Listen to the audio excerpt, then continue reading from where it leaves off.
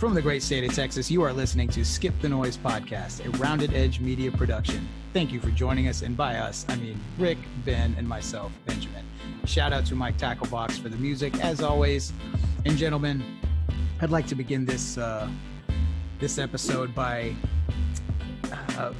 meditating on the fact that, as you know, the world is, we're all suffering through this pandemic, correct? And we've all had to make sacrifices, right? We've had to either some people have sacrificed their job, their livelihood.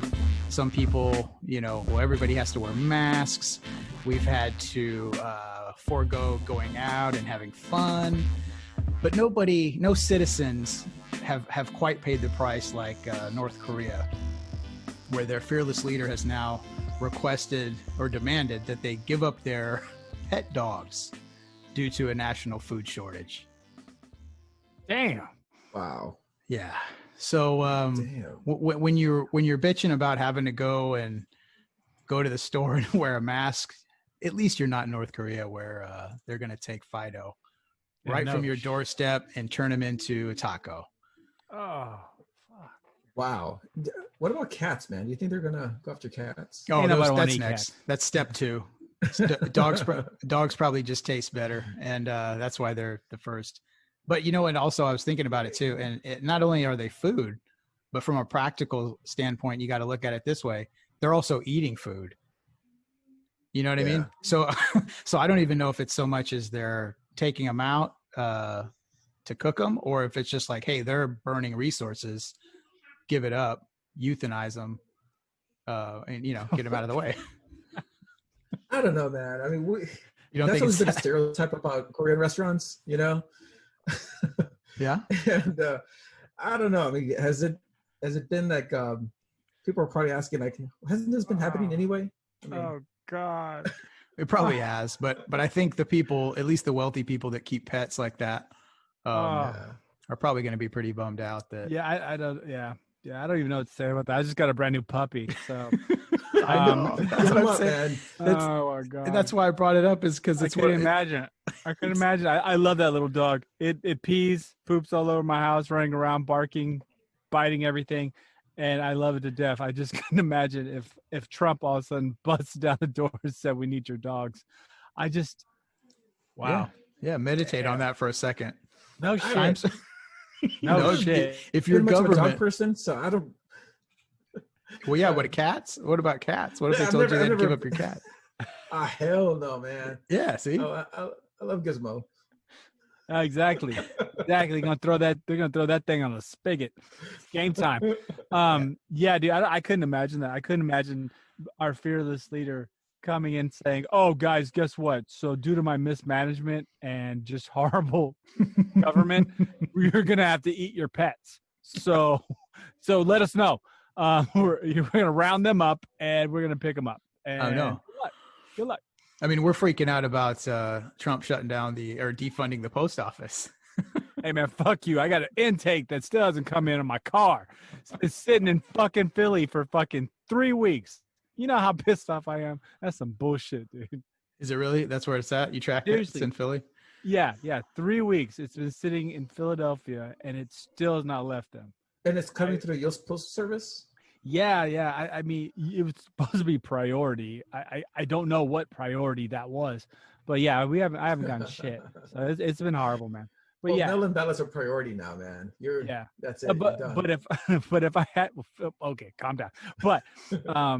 But if I had to choose between my new puppy and the intake's gonna lose. Yeah, I think that's perspective. Thank you, B. That puts some perspective in our world and all the horrors we're going through, all the Karens throwing tantrums at fucking grocery stores and the Tims doing the same thing. It's like, yo, dude, what's really pain is whenever, like, the government comes and scoops up your poodle, and then the next day, they also bring back like some meat to your house. Right. That's when shit gets real. Oh, yeah. shit, I mean, we are in the midst of a crisis, but that's a crisis. When when the government is requiring you to give up your pets, that's when it gets real serious. So yeah, for now, at least we're not there. May At get least, there. yeah. May still get there. Hope it doesn't get there. I don't think it'll get there. I don't think you could give Oh. Americans. I don't think that'll work here. We're gonna start shooting each other. Yeah, Like, I if think- it comes out, that, I don't. yeah, man. Mm-mm. I could see, going like the road. People are still going to cannibalism rather than eating their pets. Yeah, man. I'm Yeah. gonna shoot you several times before you get to my dogs. Like, it's gonna be a serious situation. Like, you're not touching my pets. Then you're gonna eat them. No, I will not eat my own pet. I will die. You know what? And the good thing about dogs, that's different than cats. Dogs will die rather than eat you. Your cat will wait about 9 hours and then scratch your face off Right. and then begin eating you up. So enjoy that, Rick. As Gizmo was eating you ass first. Okay? That's how they eat you. Asshole first, all the way through.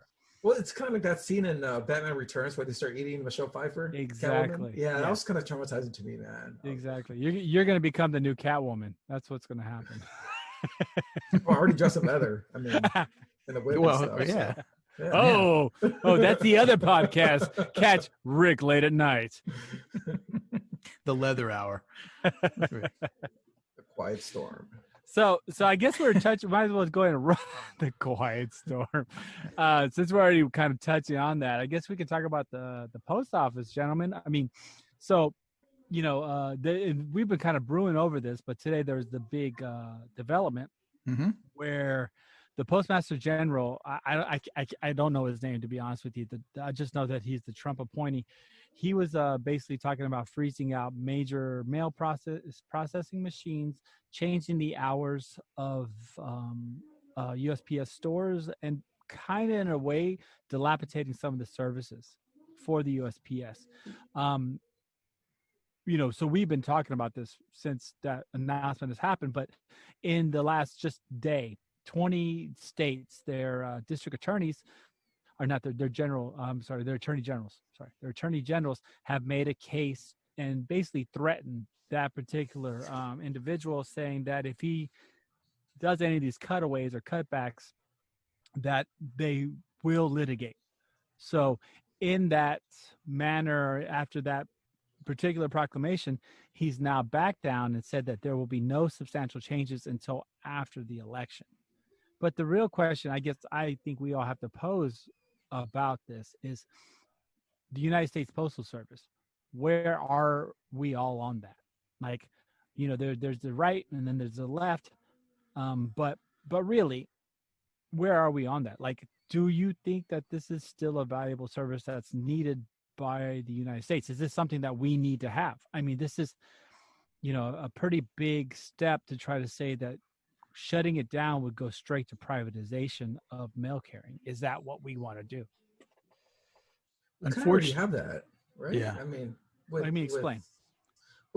Amazon and all these online stores have pretty much privatized their own shipping services. If the USPS service were to go down due to mismanagement, because it's a government, Amazon would probably take over. Right, but isn't the USPS one of Amazon's biggest customers? Isn't that what Trump complained about, though? He said that I wouldn't cut them a deal because Trump and Jeff Bezos have this dispute going on because Jeff Bezos owns what, the Washington Post? Yeah. And so right now there's that huge issue. So Trump has on multiple times said, because Amazon is the USPS's largest customer, he said on multiple occasions that he would jack up the rates or raise the rates on him. So in my opinion, he's already kind of commenting against that, right? Yeah. The reason I say that Amazon's going to be taking over the postal services, not the actual entity, is because they were FedEx's biggest customer too at one point, and FedEx had to turn them down because of the volume. So they went ahead and created their own Amazon delivery service. So if the government wants to take Amazon out of the USPS service, very likely they're going to end up sending their own mail too. I mean, what's to stop them? Right, but then the only problem you're going to run into is you're not going to have the rates. I mean, I've seen a comparison, the rates between, let's say, USPS, FedEx, and UPS. There's a massive difference. I mean, to send a letter with the United States Postal Service, which, I mean, let's be honest, I haven't done in years, but it's 55 cents. But to send a standard basic letter via FedEx and via UPS, it's $23.80. Yeah. That's a big, that's a big deal. That's a big difference. And that, in a way, kind of invalidates people from actually utilizing any mail service at all, right?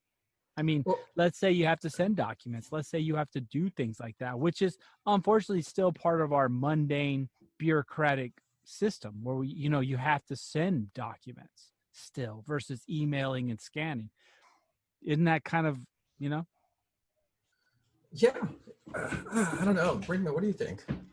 Well, yeah, it's one of those things you kind of think about. Whereas, yes, if the post office shut down tomorrow, I think FedEx, Amazon, everybody, they would fill the gaps, and I don't think you would probably notice much of a difference, except for, like Ben said, if it's 100% privatized, then and it's profit based, then it could get away. You know what I mean? It could start to run away.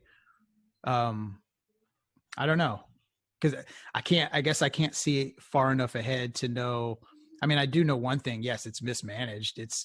And I'll say this, just in comparison to, I don't know, 20 years ago, I don't remember having mail sent to 6 or 7 of my different neighbors on like a weekly basis.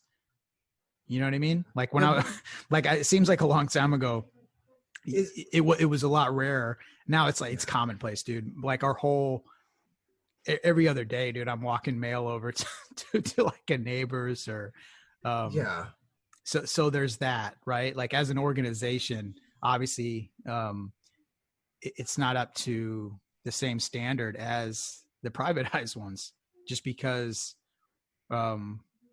profits drive it and you get your ass fired, And if you mess up. But I don't know long-term what it means to not have, I guess what I'm saying is I'm not ready to completely remove, a government out of, I don't know, maybe that's just old school thinking, but it's just kind of a scary proposition to 100% put it in the private sector. I don't know. I think it's a service we don't need anymore, honestly, guys.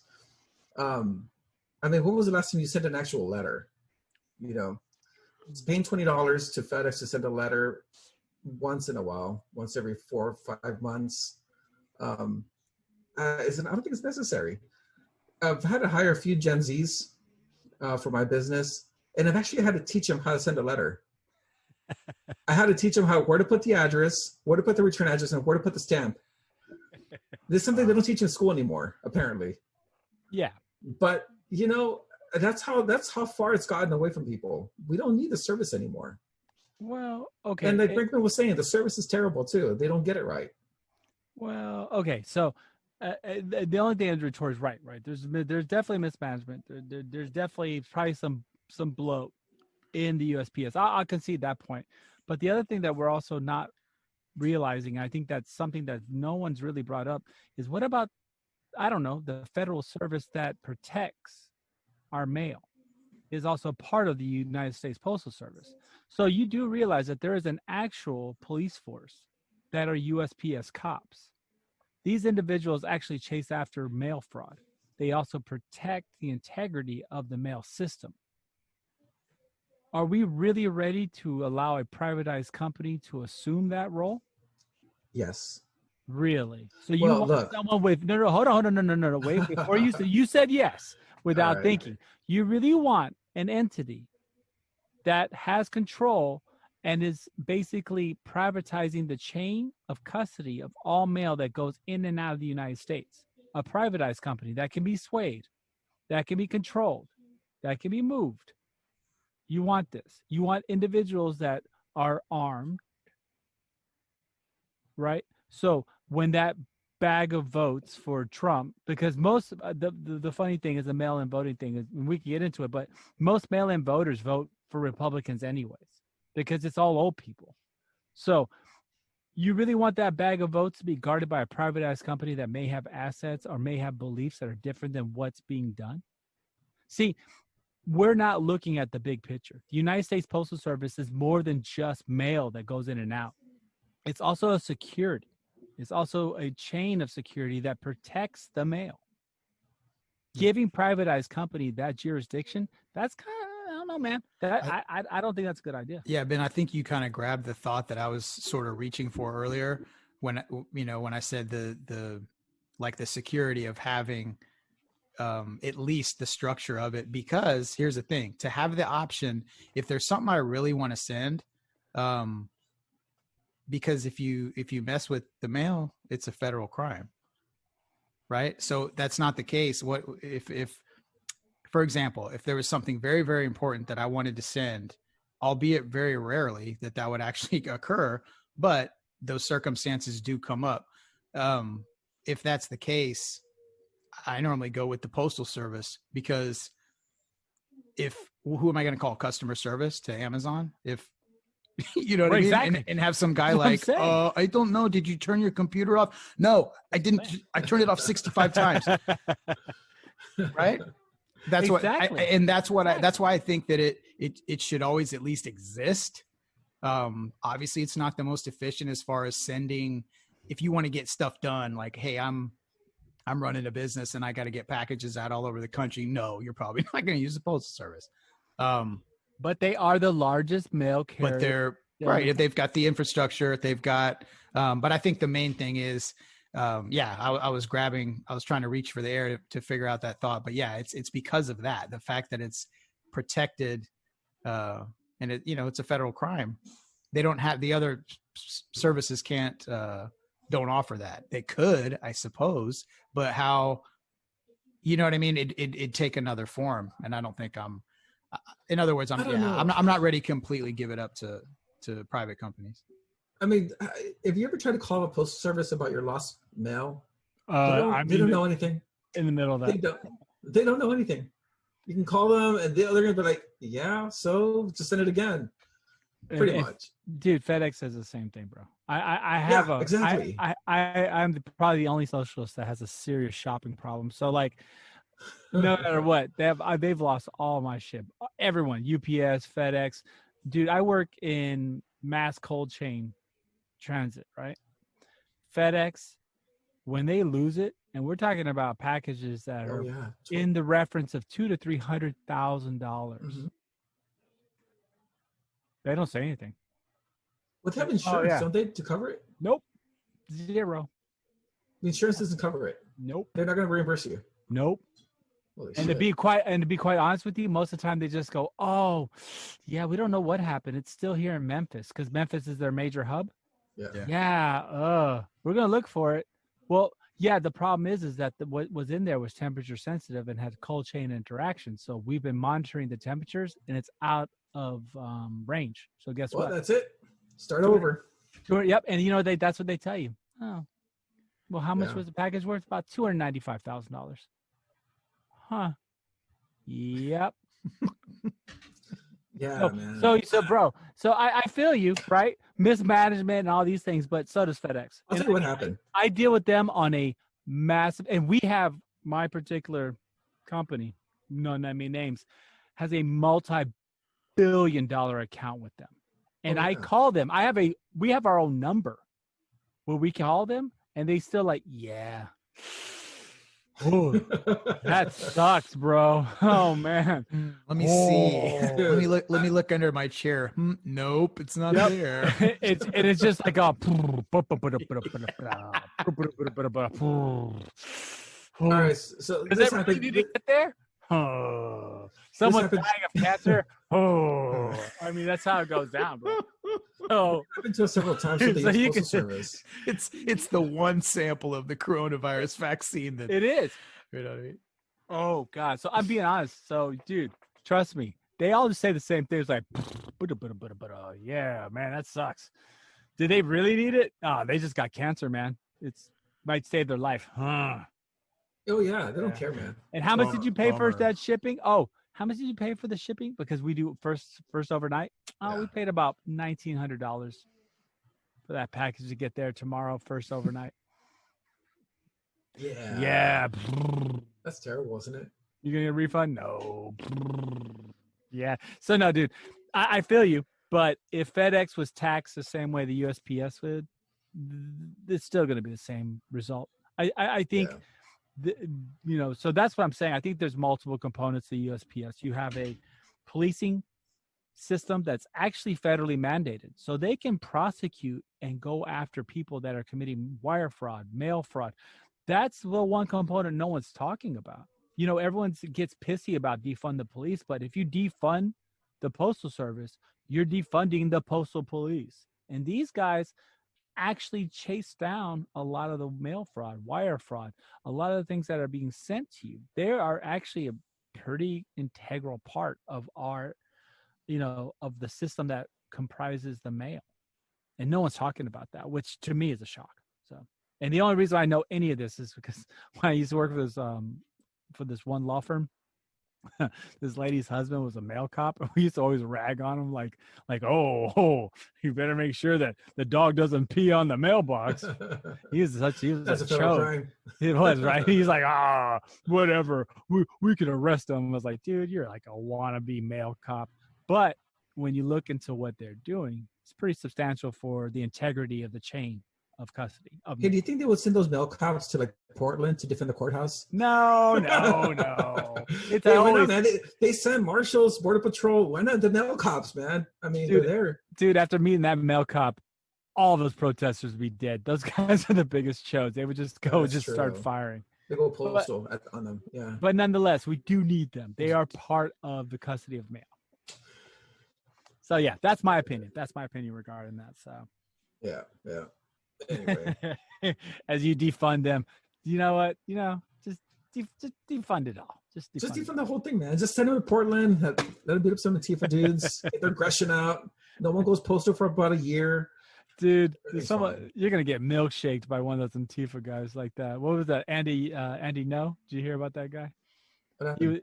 He was basically just like he's not even really conservative. He's just like a commentary guy. And he was out there interviewing Antifa guys. He got his ass whooped. And then to just add a little bit of just insult to injury, they hit him with a milkshake.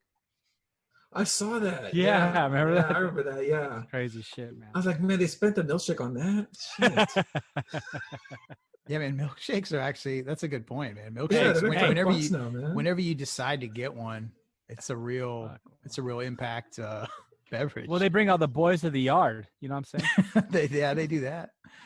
But you know what I mean? Like when it's Yeah. not, it's not like a sweet tea or soda. You get a milkshake. Like that's True that.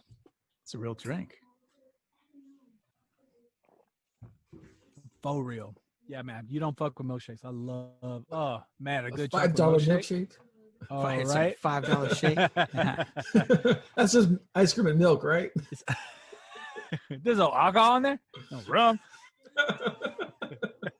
His greatest performance ever. Yeah. Ever. If someone ever tells me John Travolta's greatest performance was like Grease or Urban Cowboy, I'm gonna slap the shit out of him. Greatest performance ever, Pulp Fiction, no doubt. Oh, hands down. Greatest performance. Yeah. Anyways, so just moving along, sending this one away via postal service. So there's another thing that's been popping up, right, gentlemen? There's a big topic. I think it's something that probably needs to be reviewed with sensitivity and understanding, as it was a tragic crime. The young man named Cannon, the little boy, the 5-year-old, who was was killed by his neighbor in his front yard, and all he did was just be a 5-year-old boy. It's a tragedy. It's definitely sad, but unfortunately, this tragedy has become politicized on both sides. So what I think the big thing that we've all been discussing is the lack of coverage, which, can be seen in two ways, right? So it's very sad. We're all fathers here. We all know the specialness of having a child, and just that concept that we are meant to bury our parents just like they are meant to bury us. So when the reverse happens, it's a tragedy of a magnitude that I don't ever want to imagine. So that being said, this is a very sad, but once again, politicized thing. You know, you know what I'm saying? Sorry, I didn't mean to cut you off. No, but no. Please, I please think continue. because it is, it's something that you definitely have to tread lightly on. There's a lot involved in it, but at the same time, I think it's an important thing to discuss because this situation reveals a lot about what's going on in our country overall. So you have a tragedy.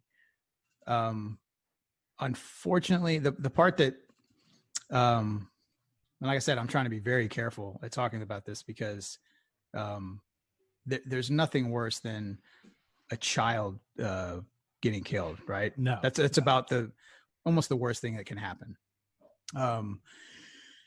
And because this was the crime was committed by a black man, the child was white. A lot of people are using this as almost like a rally cry, as in reaction to the reaction to the George Floyd, among others, protests and everything that's going down this summer. Namely, immediately, hashtagging say his name, right? Which is obviously it's a response to the movement associated with Black Lives Matter, where the names of people that have been murdered by police or children that have been murdered, that's kind of been the slogan or the hashtag involved with it. So you have another a reactionary movement where that's being pushed out, right? And on the one hand, I get the outrage, I guess, but the only thing I'll say about this is that it's kind of an unfair comparison to make.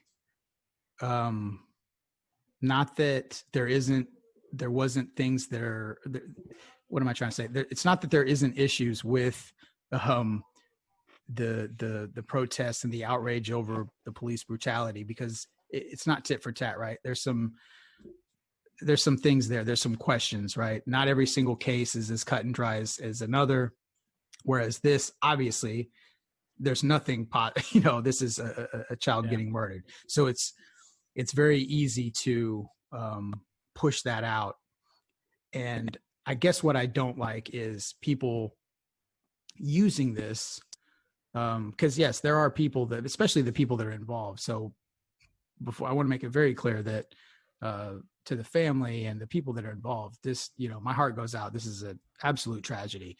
It's unfortunate though, however, the part that kind of bums me out is people that are already geared up and looking for something. This was an easy thing to jump on and push out and use as a tactic, for lack of better words, to kind of slam the opposition. And that's about all I can say about that. I think a lot of the outrage began when it appeared that the media was ignoring the story about this case.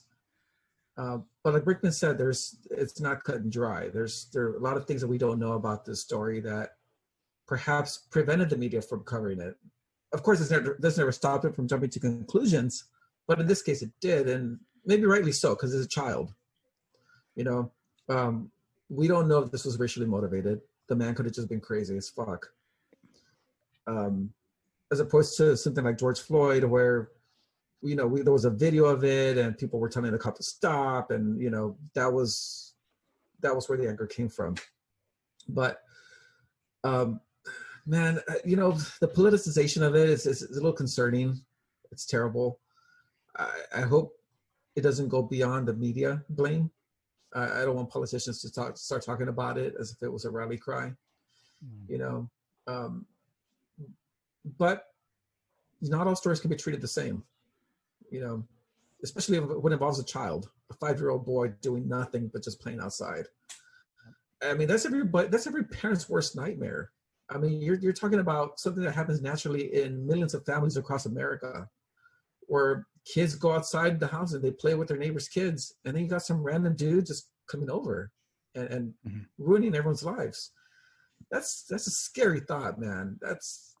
I don't know.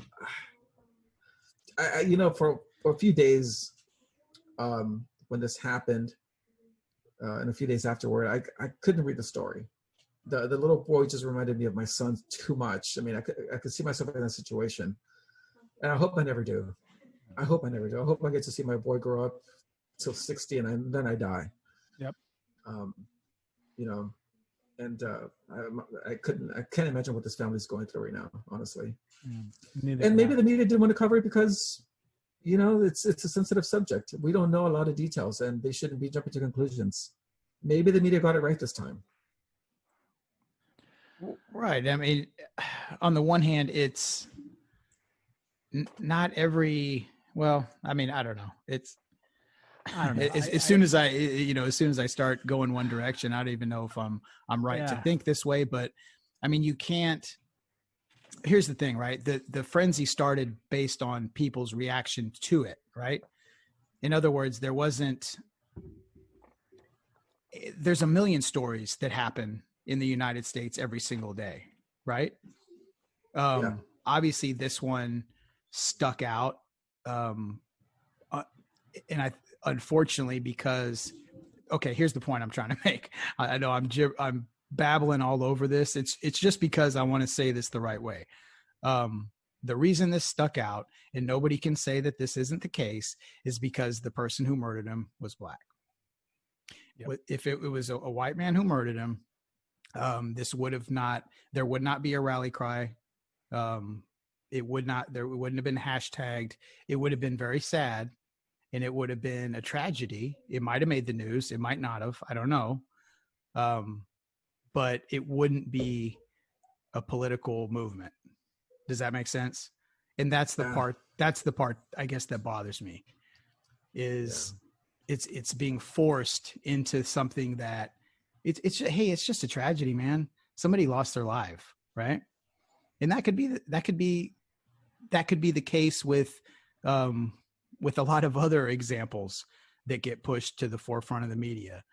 And unfortunately, the world we live in is so media driven that it creates a narrative, and people fall into place. I mean, it's a bigger conversation for, it could last for hours, but I guess that's the main point I'm trying to make is I don't think, in other words, it's pushed to the forefront by, because of the fact that the color of both people involved. Yeah. And and I think there's no way you could argue that that's not the case, and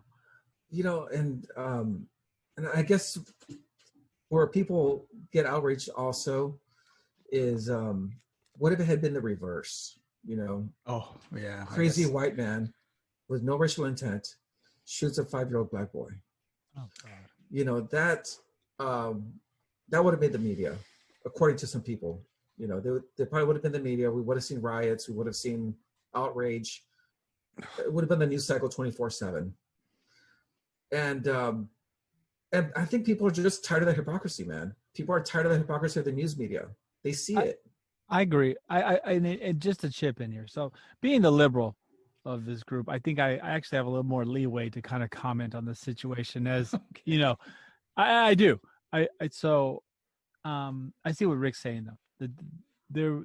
This was a tragedy, right? Never going to take that away from anyone because that's not my place to ever think of. And like, I have a son, I have daughters, I have children. But the way that this has been portrayed, yes, I do think there's a narrative, and I don't think it got as much play because it doesn't play into the narrative. Yes, some major news networks picked it up, but after a couple of days, after there was kind of an outcry, you saw a lot of it. And as you know, I'm a Reddit fiend, so a couple of days of outcry through Reddit and through other social media outlets, Facebook, everyone started posting it. That's when the news started covering it, which is kind of disturbing. But what the part is, and I'll kind of echo the sentiment, and I think we all kind of feel this way, is it should be out there 100%, but it should not have political or racial undertones pinned to it. It shouldn't be like, remember his face, because, we're not the only ones being killed. We are too. And that's not correct. That's not the right way to think about it, because George Floyd and Aubrey, I run with Aubrey. All these individuals were killed without due process. Were killed, and then their killers did not get due process. Unfortunately, it's a different situation. Whereas this poor child got killed by just some crazy person, and yes, he was arrested immediately, and God, and to whatever anyone could say, I may be liberal, but I'm still from Texas. He's going to get his. He's going to find, his life will be over. His pound of flesh will be due. What he did was wrong, and he will pay for it in this life or the next. Mental illness or not, no. But the reality is stories cannot be politicized, especially things as special or sacred as this, children's lives and stuff like that. And it's a battle. It's become a rally cry, a battle cry for, you're not saying it because he's black. And that's horrible. Why even think that way? We should remember this young man because he was probably a sacred, special soul. He was a child. And to anyone who knows, he didn't even have a chance to enjoy his life.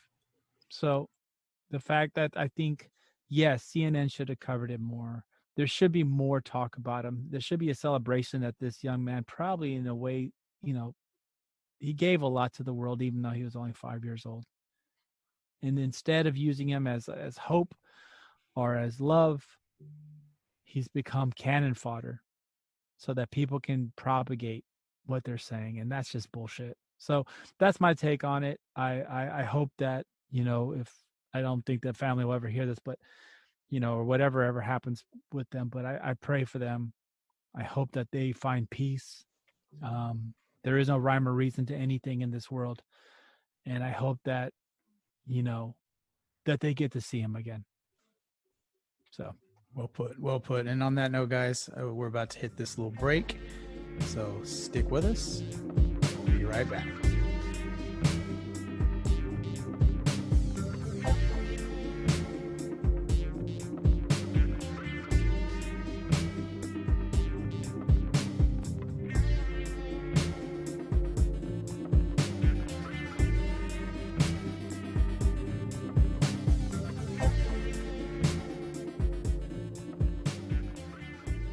So Rick, I didn't know you like dudes. Oh, we're back. Okay. So the next topic we're gonna roll on to, guys, is it's one that pissed me off quite a bit. So FC Dallas returned back to play. So actually, I believe one of the first teams in North America to play in front of a live crowd.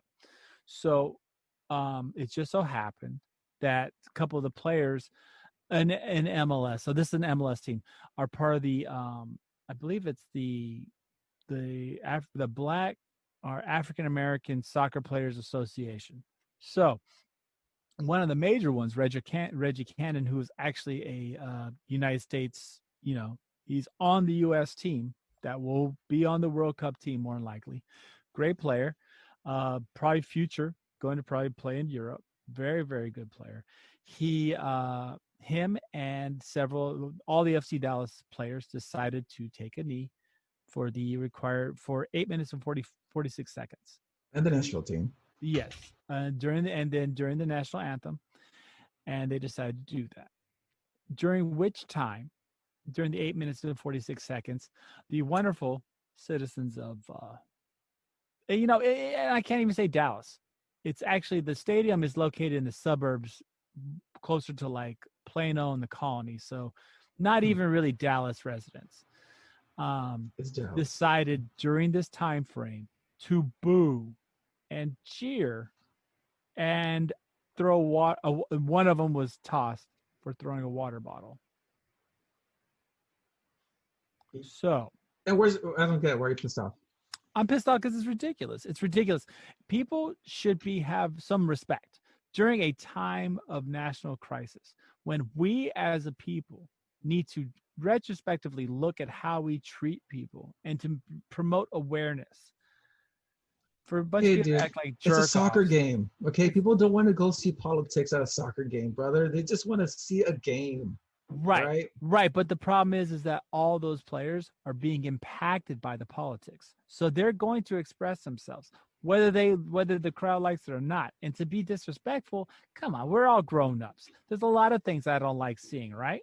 I mean, there's a lot of times that I would love to be a child and to protest things all the time. But come on, it's a show of respect for an individual who has touched off what could be one of the, if not the most major racial, not division, but awakenings in our country. I mean, after this situation, race relations will never be the same.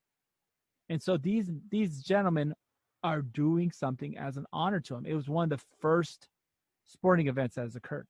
But, you can say that about any sport that this has occurred in. A lot of players are African Americans, right? They have politics, so they should be able to express them. Individuals watching them sure as hell love watching them play, but they don't want to hear them talk. Yeah. That's crappy. Why not? They paid for a ticket. Just because you pay for a ticket doesn't mean that. Okay, so how many people in the stands? And so the wonderful thing about soccer is that it's an international sport, right? How many people are in the stands that aren't from America? A lot, but they still got to sit through the damn national anthem, right? They paid for the ticket. Why do we even need that in our games? The national anthem wasn't brought into the games until like about 15 years ago. This was not something that always happened.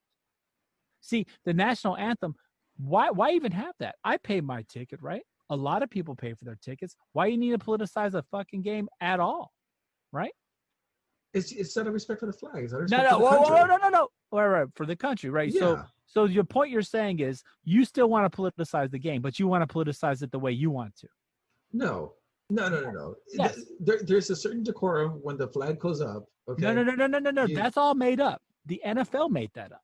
You do realize that no sporting events did that before. Look at any of the old sporting events did not bring the flags up. The NFL made that up. So you do realize that this is a false culture. Like, why are we politicizing a game? We're not politicizing the game. We are showing the flag at the beginning of the game. There's this decorum where you just stand up, you take off your hat, and you shut the fuck up. That's it. That's what you gotta do. That's all you gotta do. Right. So when it's super simple, man. Right. So when people are expressing things, you just said what I fucking said. When people are expressing something they respect and they hold dearly, what do you need to do? Shut the fuck up. And those individuals couldn't shut the fuck up because they're throwing tantrums and they're a bunch of assholes. Okay, some asshole even threw a water bottle. Come on. You can't call the fans assholes, man. They pay for the damn game, okay? Right, they pay the salaries. But here's the deal, though. Here's the thing. Why don't they tell the people at the beginning when they purchase a ticket, hey, you may see people kneeling at this game? It seems like everybody was on board except the fans. Right, and that nobody told the fans. And if you give the fans a choice, they're going to say no every time. They're not going to go. Okay. Well, not all of them. No, I wouldn't say that because you got to remember. Attendance. No, not a lot. Not a lot are going to say that because a lot of the supporters groups. Now, this is something I have. I have intel on that kind of stuff because I am. So, a lot of supporter groups actually kick. All the supporter groups actually there were fights outside of the stadium because of that situation. The supporter groups didn't do that. The supporter groups were not the ones who cheered. They were not the ones who booed because we understand this is an international sport. But that's what I'm saying, though. What you're saying is correct, right? There probably could have been more communication, like, "Hey, we're gonna do this," right? Yeah. And give people choice. I'm all about choice. But at the same time, there's something just called respect, right? Right? There's a lot of people that don't believe in the American flag, and people, well, fuck them. Tell them to go back. No. But what do most of those people do? They stand up and shut the fuck up. Why? It's out of respect. And that's what those assholes were lacking. Let me tell you what happened here. let me run you through the day of the FC Dallas fan. All right. It's the first game of this first soccer game, right? The live soccer game. Right. Actually, first sporting event in North America. Exactly. With a crowd. You know what happened? It's what happened in my house. I'd say, hey, honey, I'm going to go see a game. Why are you going to go see a game? You're going to get coronavirus and bring it back to the kids. And then I'm fighting with her saying, no, I'm not. I'm going to wear my mask. Don't worry about it. So now I'm a villain in my wife's eyes. I go to the game, all pissed off. Okay, first thing that comes on is the national anthem. I see these guys is kneeling. I don't want to fucking think about politics anymore, man. I want to watch a fucking game. Okay, now I'm booing, and now I'm the villain. So I'm a villain with society. I'm a villain with my wife. All right, I'm bringing home coronavirus now, according to her. I'm sleeping on the fucking couch. And everyone thinks I'm an asshole. All I wanted to do was watch a fucking game. Well, you are an asshole. So that just goes to prove it. You're spreading coronavirus to everyone, you fuckface. No, that's right. That's what I get. Right. Okay, I get you. But there's something called respect. And it's basic human decency. People don't respect everything that's going on with the United States flag, but you don't see people booing it. A majority of people who go to football matches, I will call them football. Yep. But soccer games, whatever you want to say, are Latin Americans. But you don't see us fucking booing the American flag when it comes up, right? You don't see us acting like a bunch of bitches. You know why? Because we're not bitches. Because you understand that you have respect for people's opinions. You have respect for things. Just because you don't agree with something doesn't mean you start acting like a bitch. That's you could draw the same parallels to people in what are they called? The Chad, that bullshit zone in Portland. People act like bitches, start burning shit, start throwing tantrums because they can't understand someone else's opinion. And so that's what I'm saying. I reacted because a bunch of assholes who probably talk shit about people in the Chad zone were acting just like them. They're being childish with no respect. Ticket or not, you're still a human being. You still should have decency. My take on that shit. If I were told, hey, there's going to be kneeling in the beginning of the game, I wouldn't have gone. You would have gone. You wouldn't have gone anyways. No, dude, you don't even fuck up about my wife, okay? You're the only Mexican that doesn't like soccer, so whatever. But all I'm saying is, in the end, it's just about respect. It's just about human decency, and that's what we're lacking, and that's a big problem. Yeah. Right? There's been a lot of protests. There's been a lot of fucking protests, man. And have you seen the NBA games? Oh, it's fucking awesome. I love it. Really? Oh God, dude, I don't like the crowd. You know what? Fuck Spike Lee and all those assholes who started like people. That's the one thing about the NBA cameras that I hated was they would always pan to like the Kardashians, and I don't want to see that shit. I want to see like Harden dunking on somebody or that step back three. I don't want to see the look Jack who's Nicholson. here at the game. Yeah, Jack Nicholson's here. Fuck him. You know, he's not dunking. That motherfucker's about to have a coronary right there on the side of the court. I don't want to see Spike Lee talking shit because guess what? The Rockets rode his ass down when we got our ring. So in reality, I don't need to see that bullshit. So I love the NBA without fans, honestly. I think it's amazing. I love it, dude. I think it's actually better for the players. I think that the NBA should go and start playing their games in China. All right? Because they've eliminated coronavirus over there. I was wondering where he was going with this shit. Yo, I should have known. I was walking into a fucking thing because he doesn't watch basketball either. It's the most non-athletic sport watching motherfucker ever. I watch badminton matches. I watch croquet. I watch of course you do. Oh my and God. chess matches. Really I do think it's pretty funny with we've already touched on that, how the NBA has the bullshit jerseys, equality. Yeah, dude. And perseverance. We're that Uyghur shit in China. You know, we've already talked about that shit, right? I mean, fucking Uyghurs, are sterilizing people, but they all about equality, dude. Where's the jersey that says don't abort my baby, don't abort my third trimester fetus, dude? Where's the love for the Uyghurs? Yeah. Fuck my religion. It's cool. The state is everything. That's what some of those jerseys say. So yeah, I feel you, man. I feel you, but you know what? I do like watching the NBA games better without fans, though.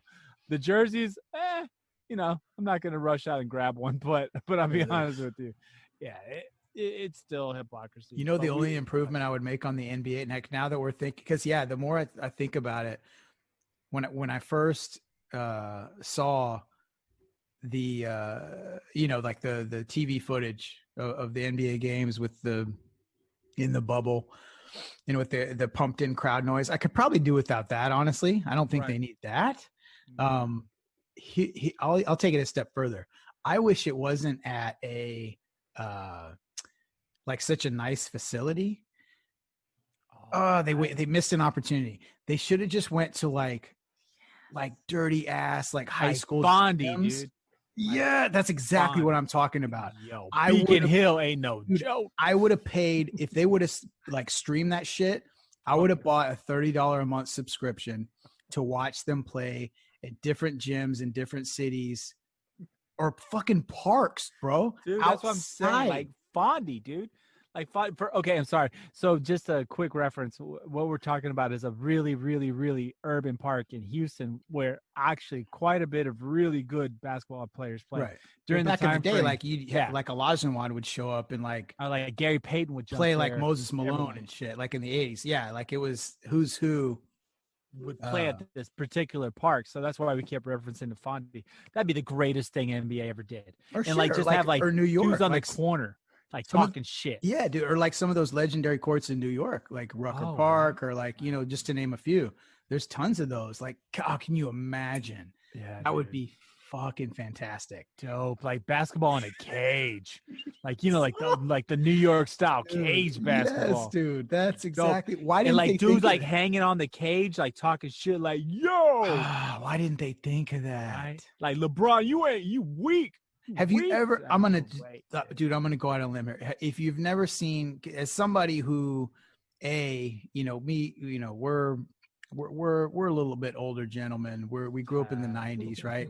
So for me, like everything, when I was a youngster, from about 15 to 18, I played basketball every day at the parks. Like listened to hip hop. Like I was that dude, man. Backpack. Oh shit, yeah. And we. So anyway. There's a movie that came out. I forgot what year, but it's called Soul in the Hole. If you've never seen it, look it up. It's probably on YouTube because it's not a big budget. I'm sure like somebody uploaded it to YouTube. It's about a basketball player, Ed Booger Smith, kind of like one of those deals where he was had a lot of promise, a New York street, played in those like summer leagues or whatever. And I think he ended up playing some small college somewhere, but obviously he had some kind of personal issues, never really took it too far. But it's a fantastic movie. I think it came out in like 95. But it's such a beautiful like time capsule of like mid 90s like New York summer basketball leagues. So yeah, if you've never seen that, check it out. It's called Soul in the Hole. Dude, it's everything we're talking, like cages, like playing these games where, I mean, it's nothing like there's no, you know what I mean? It's not college. It's not NBA. It's literally just these leagues of these recruited players they're like, not AAU because it's not that organized, like whatever organization it is in New York. And but they're playing at all these parks all across the city. Like one week they're playing a team in like Brooklyn, then they're going to like the Bronx, and they're going wherever. So they're playing against these hostile crowds. So it's at these parks, and yeah, they've got bleachers, and it's like, like dudes with like guns in their waist, and like, oh shit, the crowd's getting a little crazy here. Dude, if you've never seen it, go check it out. Like I said, I can't verify 100% that it's on YouTube, but I think it probably is.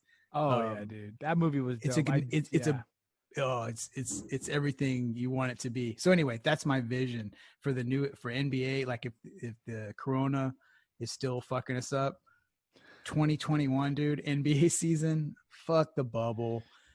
Go like take it to the parks, man. Like I know the travel logistics might be a little bit of an issue, but as an security, NBA, that's what I want to see. Yeah, security maybe, but that's my dream, my wet dream for a new NBA. Like mine is basketball diaries. Just go all in. That's a dude. That was a good one, actually. They And tried to they fudged it Leonardo, up yeah. like Leo had some Shit, game. man. Remember that? Marky Oh, Mark God. too.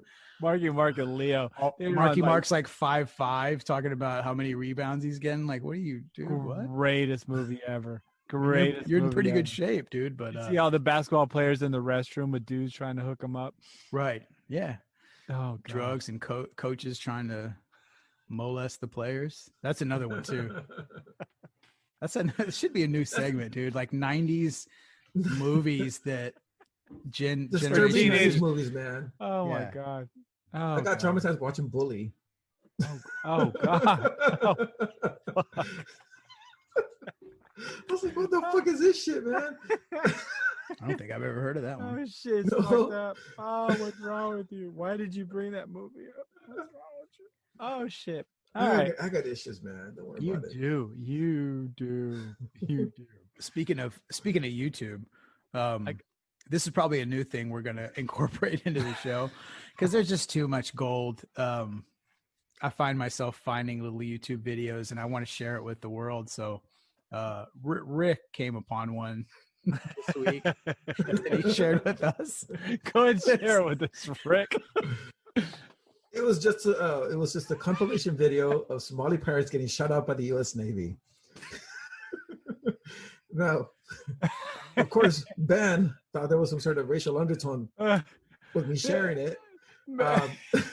But no, I just watched it for the pure enjoyment of watching Somali pirates get blown up. Dude, you were cranking it so hard to that video. You were just like, Yeah, dude, it was like the sound effects were awesome. You're like, all day this is long. America. Dude, if you like America. if you like little side comments of like get some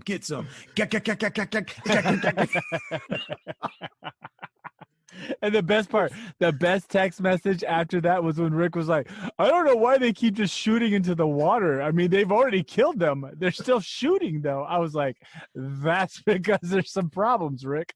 There's some anger in those gentlemen. It's supposed to be one of those videos where we draw like, what is it? Awareness to poor Somali pirates. No. You know what? No, those guys. None of that here. Save that for next time. Yeah, dude. They got some shit, but the fact that you're like, they keep shooting into the water, is like, no, they're dead. They're just really killing them. I mean, it was just fucked up. It's like that. Remember that video, that other one where it's like in like badass night vision, and they're like, oh, go team go, and it's like, and then like you see how these guys just disintegrate like in night vision, and they're like, oh, got him, hit him, and it's just like, oh, dude. Well, what struck me is two things. One, the futility of the operation that 6 or 7 dudes decide to get on a boat. And I guess that's why I don't feel bad laughing about it. Cause like, yeah, maybe you didn't have a whole lot of options in your life, but at the end of the day, you did chose to grab a firearm and try to overtake vessels, in the, out there on the, I don't even know what, geography is not my best suit. What body of water? Okay, the Indian Ocean, and I don't know what the part 2 was of that question, but so karma for one, and 2, just like the fact that I'm sure a lot of the times they roll up on a fishing boat, or they roll up on some kind of thing where it's like, yeah, this is easy, dude. We jump up on there. These guys are scared. We shoot them, throw some guns in their face, But hey, that's the lotto of being a Somali pirate. Yep. Sometimes you run up on a U.S. naval vessel, destroyer, and you lose. You lose that one too. I know. The yeah. Somalis thought it was a good idea to shoot at a naval destroyer. You're like, yo, dude, like, dude. Whoa, like. You made a bad decision a while ago, because I hate to break this to everyone, but you're in the fucking water, man. This isn't like a high-speed chase. Like, you're in the water, bro. So you saw this like 700-foot destroyer like a mile away, but you decided it's a good idea to roll up on that shit. Well, the problem with like, that's the thing about like boats is like, there's a room for, it's not like a car where you can like, oh shit, slam on the brakes and like turn the other way. It's like a gradual So it's like, okay, we're approaching. All right, I think this is probably just like a commercial. What? Oh yeah, no, it's not. Fuck, we're already committed though. So fuck. Oh no, fuck. And then it's over. Oh, do you think one of the dudes probably thought about mutiny before reaching the naval destroyer? You're like, several yeah, times. man. Like, fuck, man, this guy's driving us until death. Can we just knock him out right now? Let's take him out. Yeah, You know what? Like, I got a funny feeling those guys are the Wimplo of the Somali pirates. They were just all trained incorrectly. They're just like, I mean, dude, it makes no sense. It's in the water. You can turn anywhere in the water. Like you can get away, but they decided to continue their course. So you know what? Yeah, man. Well, The gene pool is better off for that one. And remember about 10 years ago when like the phenomena that is Somali pirates kind of came into the forefront of the, of the, public eye or whatever. And it was one of those things like, oh shit, like that's pretty scary, man. Like guys, now, and then you really get the perspective when these guys, the U.S., the guys on the boat are just kind of like, oh, sweet. Like not 1 ounce of feeling threatened by any means. And it's just, oh, this is like exactly what we wanted to happen. This breaks up the monotony of being on the defense tactics. What? What do you mean? Well, do you know what the original defense tactics were before they started hiring like security and like the American government started getting in? They had to use water hoses. They would spray them with water hoses to keep them from boarding the vessel. So that's why they probably have that level of like, we got this. They're not going to shoot at us.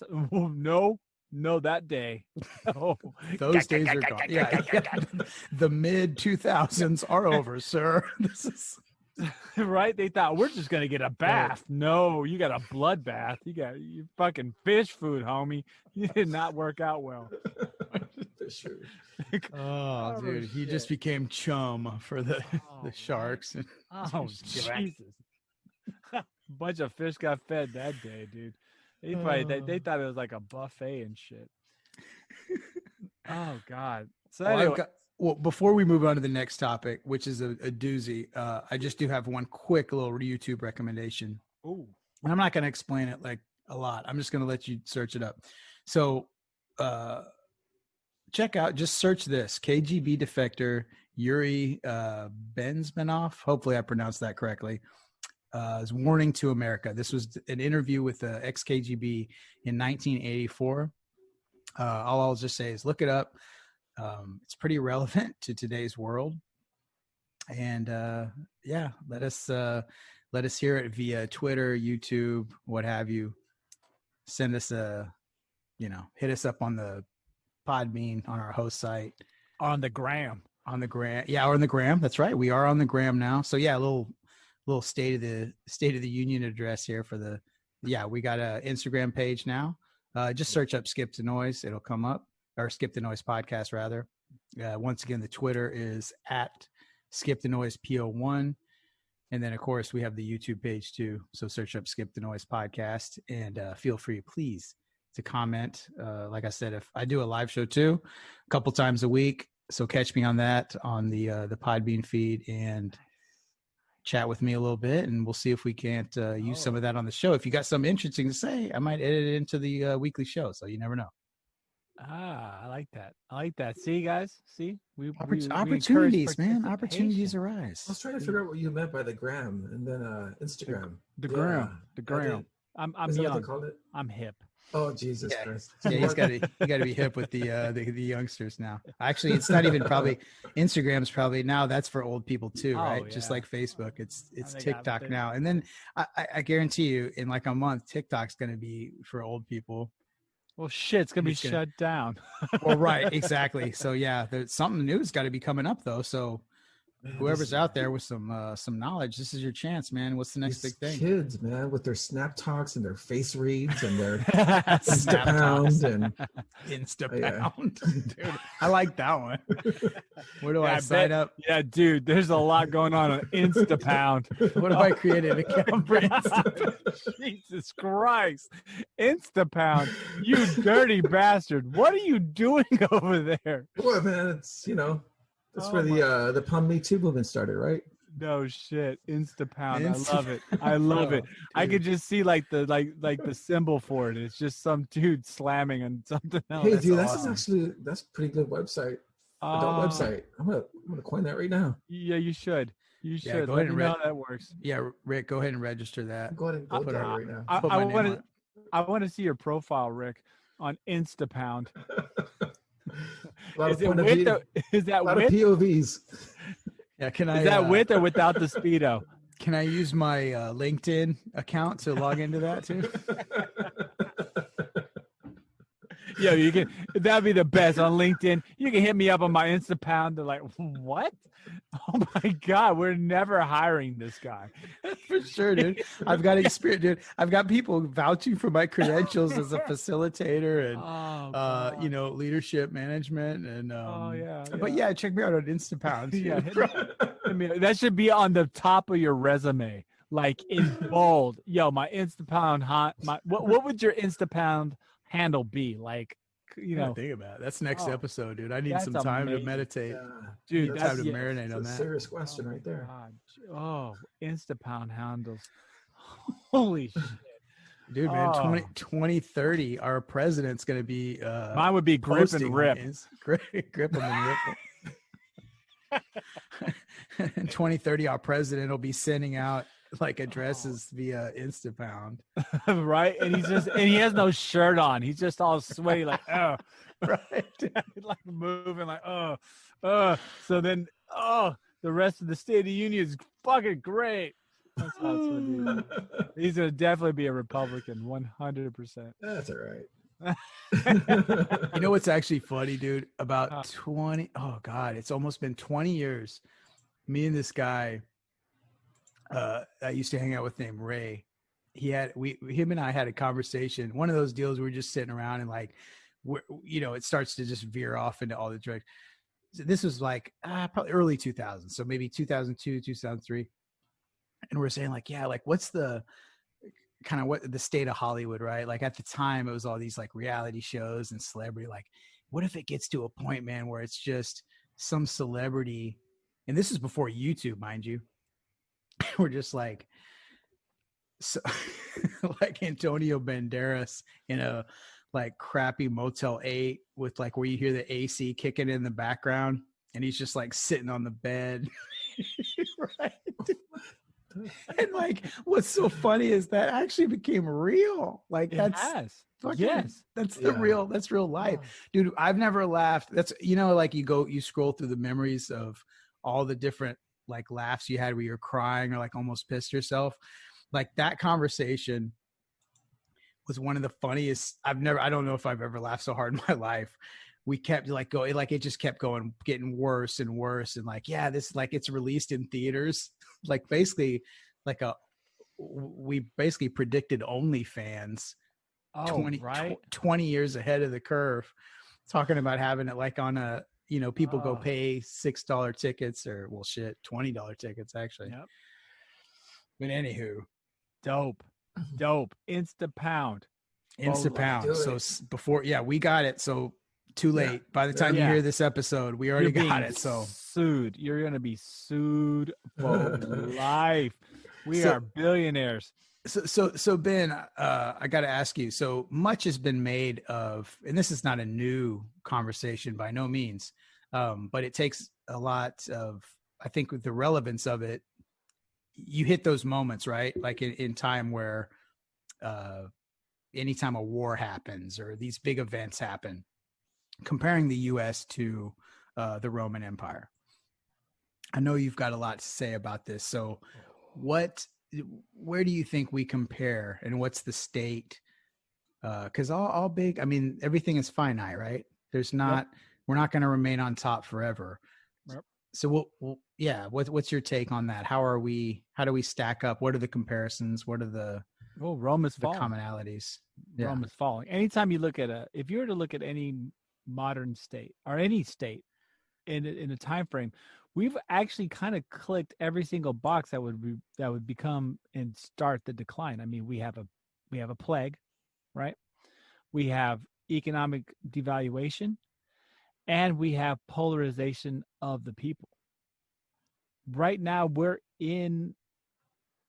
I mean, that's kind of also the question I was posing. We could possibly be in the death throes of this nation. The United States, as we see it, may not be the United States that we've grown up in the next 20 years. We may be living in a fractured country. I mean, you may really be there. And so to me, that's where things are kind of getting, really crazy, because we've had it all hit. So just to throw quick more history in there, anytime there's been all these factors, there's been serious issues. So like the Byzantine Empire, everyone else, whenever these factors have hit, it's broken them all. And so right now, where are we? Are we on the cusp of the throes of the end of the American Empire? Have we done our 250 years, our 270 or whatever it is now? Are we over? Is it time for us to realize that we've hit, we hit our zenith, I would say 40s and 50s, maybe 60s, and it's just been the steady decline. So that's the big question. What do y'all think? I mean, definitely think Rome crumbled from within, and I mean, politicians are very corrupt. Washington's corrupt. They're not looking out for the people anymore.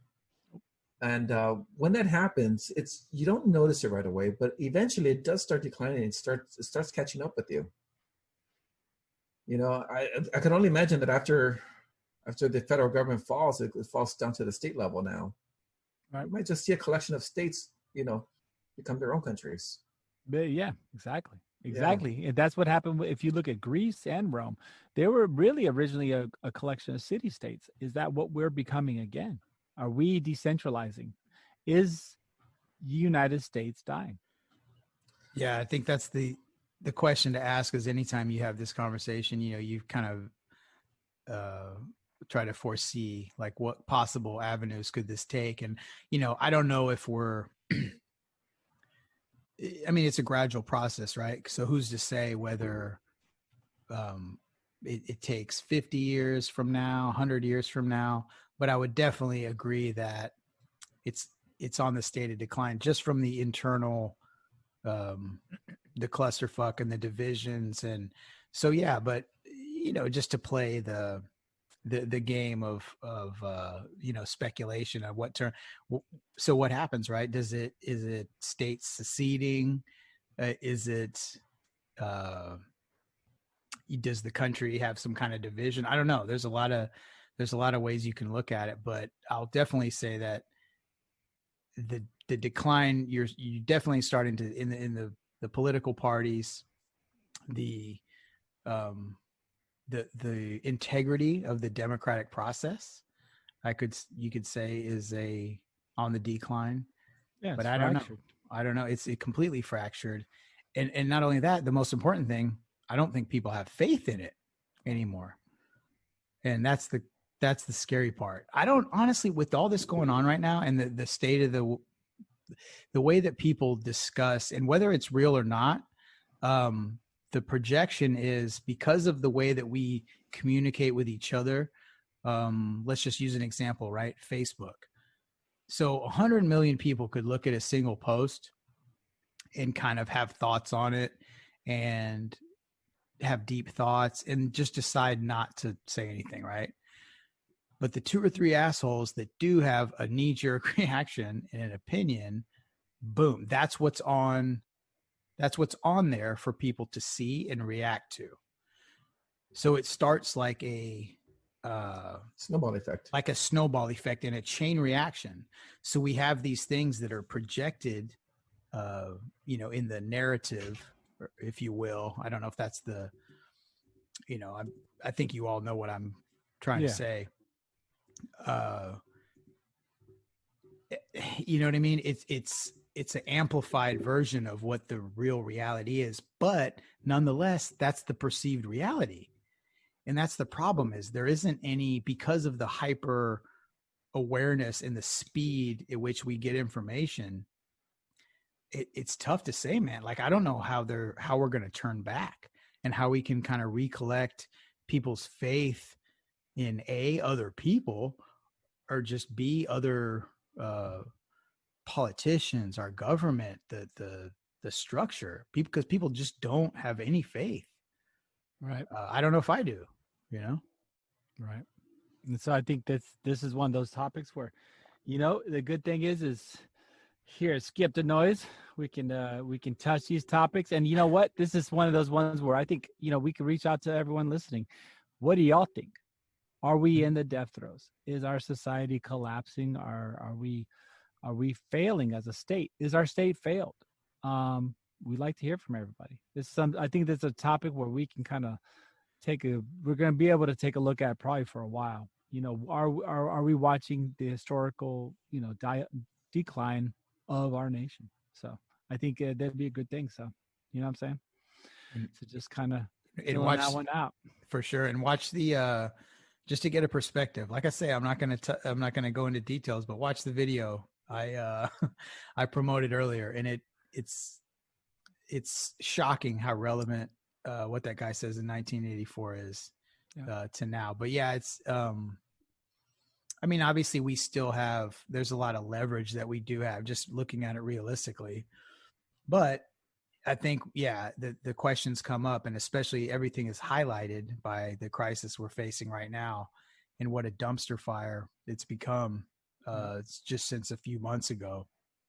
I think Americans really have a sense of like, oh shit, like shit could fucking fall apart, and that's a reality, whereas I think maybe 6 months ago or a year ago, there's always that possibility, right? You can always entertain that conversation and say, yeah, we're crumbling from within and blah, blah, blah. But I don't think it really became foreseeable until very recently. Yep. So I don't know, dude.